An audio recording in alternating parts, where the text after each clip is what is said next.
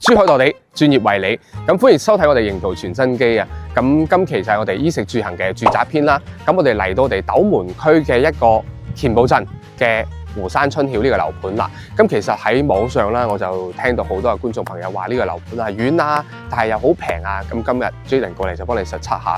咁其實我哋自己一路揸車過嚟咧，咁相對嚟講，可能周邊真係有啲荒嘅。即係有啲荒蕪係啦，咁你好似話我哋而家喺呢個地方啦，咁正常嚟講，我哋可以睇翻我哋隔離呢個叫做鄰里中心，咁佢呢度都有個鄰里中心喎，只不過佢開咗嘅一個叫做鋪頭並唔係好多，有我哋 coffee shop 啦，跟住我哋一個叫做美容啦，前面仲有我哋一個叫做新鮮嘅一個超市，即係買餸可以去到嘅，係啦，咁包括我哋可以喺呢條路右轉後面嗰度大概步行5分鐘就去到我哋一個街市，但係如果你話想大型商場嘅話，我哋可能就要揸車3個字去到我哋最近一個萬達中心。咁啱先我都問咗入邊嘅銷售哥哥啦，咁如果往反方向行嘅話，大概5分鐘嘅車程可以去到一個新嘅商場，但係呢個商場即係呢個商場可能就喺度而家動工緊，但仲未落實。咁所以話其實我哋可以話睇翻我哋成個屋苑嘅一個景觀先。咁呢邊咧就係我哋以前一個叫糖廠嚟嘅。咁但係我覺得即係呢度無論佢嘅歷史啊，或者係各方面啊，其實對於我哋一個住戶嚟講，其實並唔係好關心。但係我覺得其實配套先係最緊要嘅。咁而家 Jaden 帶你去睇下我哋成個屋苑嘅情況啊，嚟！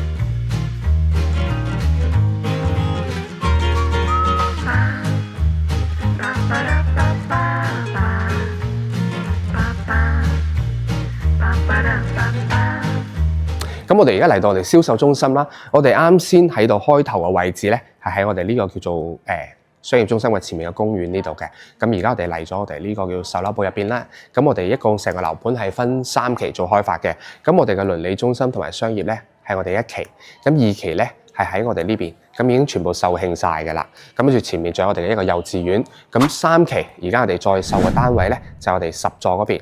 咁10座嘅話，佢一共係2 lift 5伙嘅。咁今期同大家介紹翻就係我哋一個叫做03同埋我哋04嘅戶型，係89平方嘅3房2廳2廁單位。仲有我哋嘅01，跟住係個單邊位，係我哋嘅4房2廳2廁嘅單位。咁02、05咧，我哋都講啦，佢係101至到105平方嘅一個叫做4房2廳2廁嘅單位。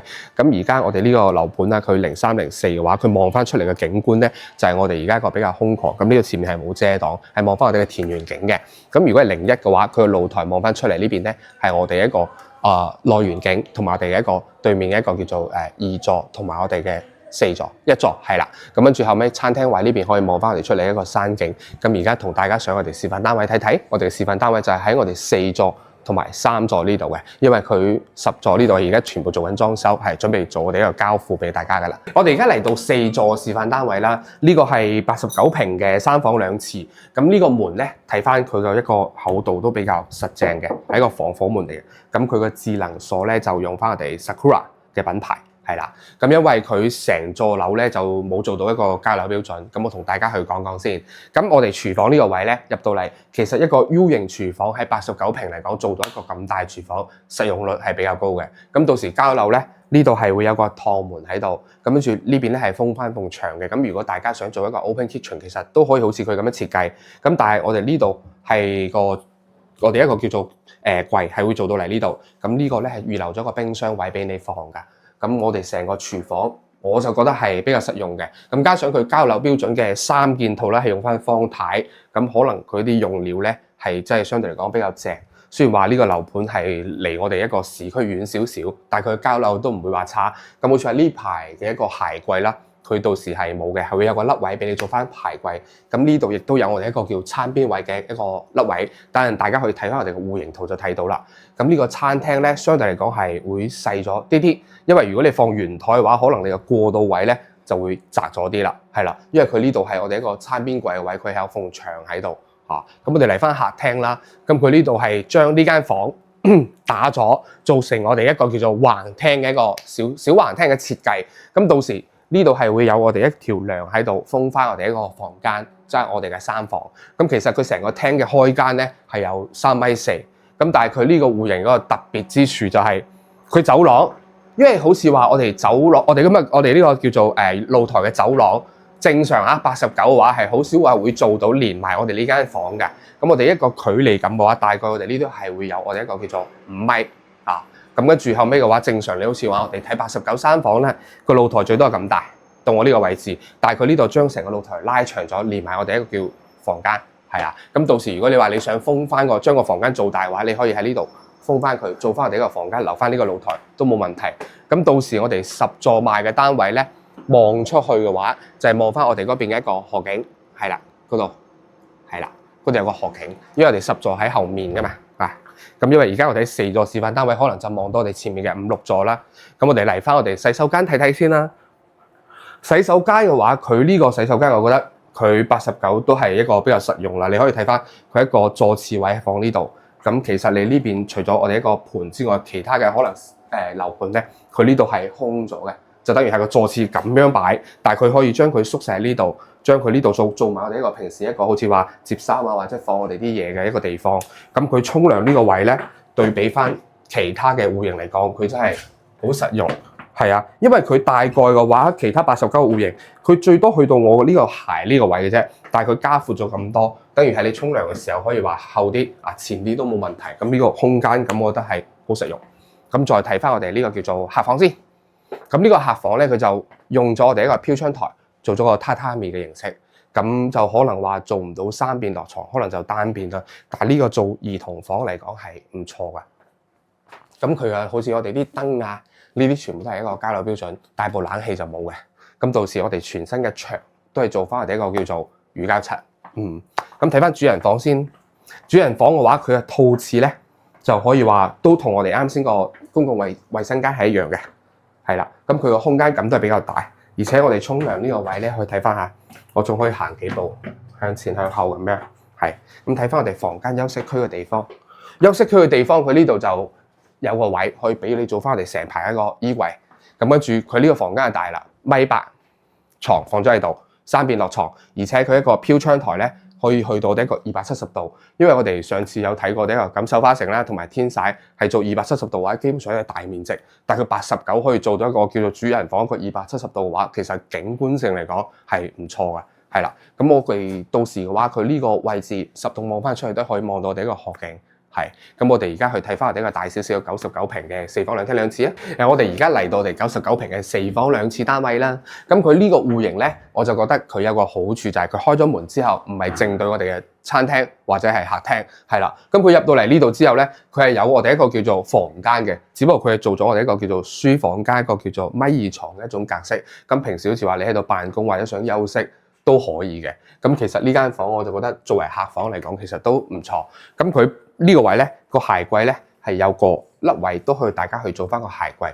咁入翻嚟之後咧，佢同樣都係做翻一個 open kitchen 啦。咁到時嘅話，佢嘅趟門係喺呢個位嘅，係啦。跟住我哋喺呢度入去嘅情況下，咁你可以感受翻，如果冇咗張賭台嘅話，其實個空間感呢個99平嘅廚房都係比較實用噶啦。係咁跟住我哋出翻嚟呢度係我哋嘅餐廳啦。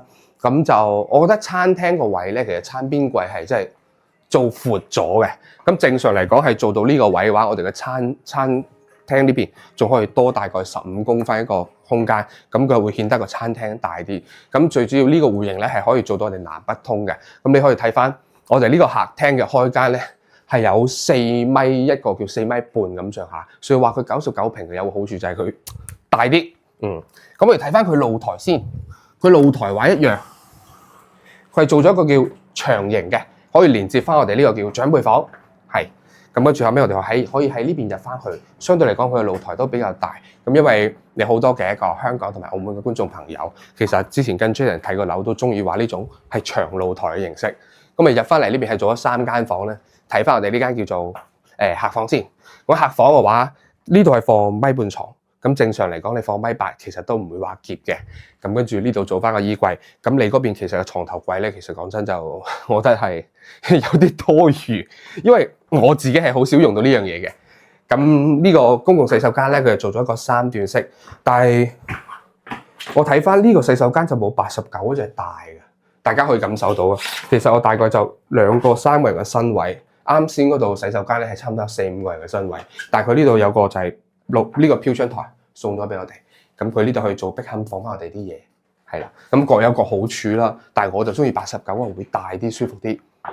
咁佢呢個兒童房咧就用翻我哋一個飄窗，做翻我哋一個榻榻米啊。咁但係呢種嘅話，其實我就唔係好建議嘅，因為畢竟你上面呢度係條梁，咁如果你瞓喺呢個位嘅話，可能就擲住，就喺我哋一個風水角度嚟講，並唔係話太好。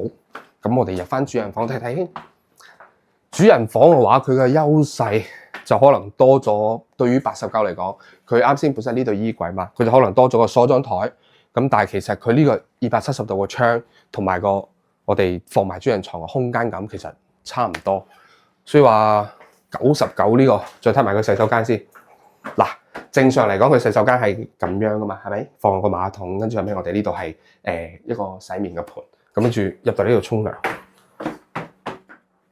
咁總體嚟講咧，其實我覺得89嗰隻更加具性價比。如果你唔係話屋企太多人住嘅話，其實我覺得我會揀89嗰隻，因為總結嚟講睇翻兩個戶型，佢個空間同埋個實用性，89啊真係靚嘅。OK， 咁我哋而家落翻去同大家總結翻兩個優缺點同埋個價錢啦。嗱，而家同大家講翻我哋一個價錢先啦。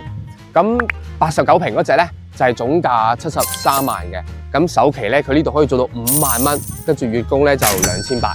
咁如果係我哋一個叫做99平嘅4房單位咧，佢嘅總價就係去到82萬，咁跟住首期都係5萬蚊，咁月供咧就3200嘅。咁其實我哋講翻成個樓盤嘅優缺點啦，咁優點咧就係嗱，佢 Jayden 坐呢個地方咧就可以釣魚嘅。平時中意釣魚嘅朋友，其實呢個樓盤係 OK 嘅。咁跟住就有佢一個89平方嘅嗰個使用率係真係好高。咁而且佢呢度係有樓巴可以直接翻到我哋香港嘅，係啦。咁我哋講翻缺點先，缺點啊真係多咯。咁我就覺得除咗價錢平之外，咁第一佢嘅距離我哋關口嘅一個時間係相對嚟講係差唔多要去到8個字至到1個鐘嘅車程。咁第二嘅話，可能周邊嘅商業配套並唔係話好齊全。咁第三嘅話咧，我覺得99平方嘅嗰個格局並冇話好似真係我哋一個4代住宅又可以展現到出嚟俾大家去做到嘅。咁第五嘅話咧，咁佢呢度可能話除咗草莓園之外，可以睇翻我哋呢個成個湖景啦。咁對面呢堆成個周邊都係比較空曠嘅。咁據我了解嘅珠海市就可能話未發展到呢個區域咯。咁就大致上係咁多咯。其實就如果你想買呢個樓盤嘅話，其實我就建議翻，如果你係真係度假或者係真係以後諗住喺度即係享受翻自然生態環境嘅話，你可以考慮翻。即係如果預算唔係好夠嘅話，其實呢個係真係好平嘅。但係如果你話想真係熱鬧啲，去到啲即係商業氛圍重啲嘅話，其實呢個樓盤我就覺得並唔係好適合。咁我自己個人建議咧，如果係我嘅話，我今日年紀係30幾歲，咁我一定唔會選擇呢度嘅。係啦，冇錯。咁所以話，希望大家可以話聽到更多真實嘅嘢嘅話，可以 WhatsApp 翻 Jayden 或者係評論區留言翻俾我，大家做個互動。咁跟住後尾多啲關注翻，唔係訂閱翻我哋呢個 channel。咁我哋就下期再見啦。我釣條魚先，冇今日蝕咗個車個油錢啦，係咪啊？OK，下期再見，拜拜。